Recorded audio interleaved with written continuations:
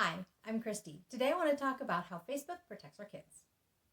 So now that we have a bit of a foundation to build on, let's start by looking at specific social media platforms and see what controls they provide to parents. First up, Facebook. Now honestly, Facebook isn't the most popular platform with the youth of today, but many of them do still have a Facebook account.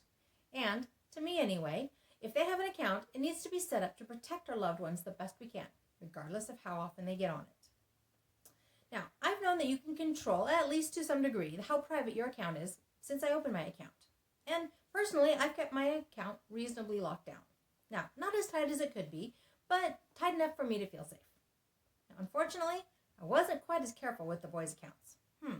Guess it's time for me to take my own advice here. Now, according to Facebook itself, they do provide a few ways to help parents protect their children. Now, one major positive I will note. Officially, Facebook does not allow anyone under 13 to open an account. Now, that said, I personally know of at least one kid who opened an account before they were 13 by adjusting their birthday. Now, I don't know if it was with or without their parents' knowledge or permission. I just know that I friended them before they were 13. Buyer beware. Now, here's an aspect of Facebook that I never even knew existed. The Parents Portal.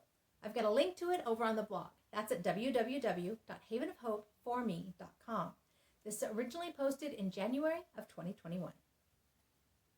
Now, while I didn't take the time to go through every aspect and read every article there, at first glance, it looks reasonably thorough.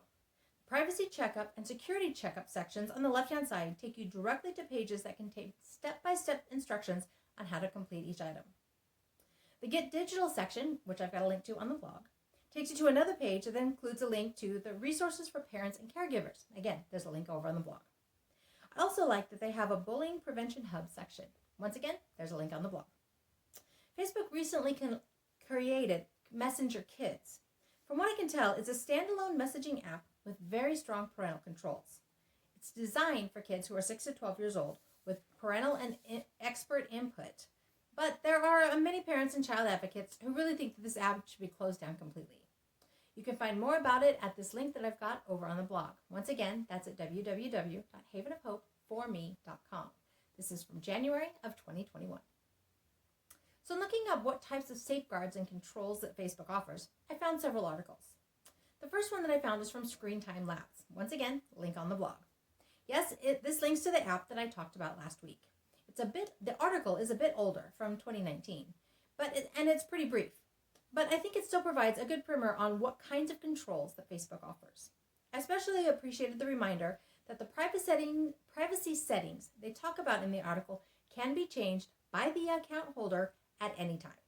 So if your loved one is savvy enough to understand all that you're doing and doesn't like it, they can change it back anytime they want to. I also liked a short article I found from Bark. Once again, there's a link on the blog. While Bark is another monitoring app that does cost, this short overview gives a bit more detail on what you can control and how to adjust the settings. It's another quick read and provides good instructions to find the various settings that they discuss. Finally, there's an article from Internet Matters that gives specific step-by-step instructions on how to complete a privacy checkup, as mentioned in the Facebook links. Now, it provides 8 specific steps with pictures to walk you through the steps to complete this checkup.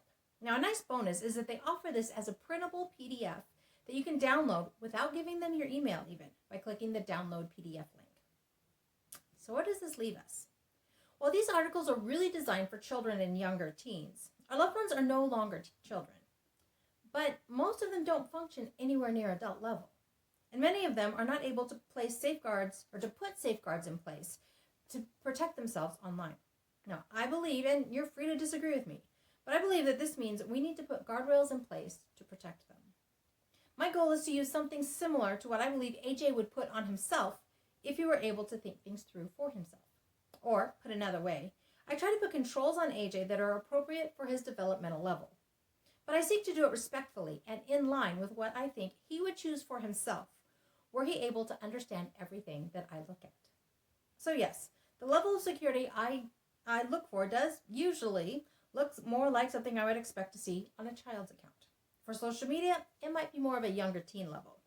Regardless, it is younger than AJ's actual age, because he doesn't function or understand at his age level. Beyond the content concerns, I try to keep a general eye on what he's seeing.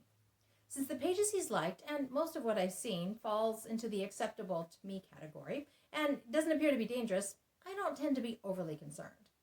But if I get the sense that something inappropriate, at least for him, is on there, you better believe I'll be looking into it and adjusting things accordingly.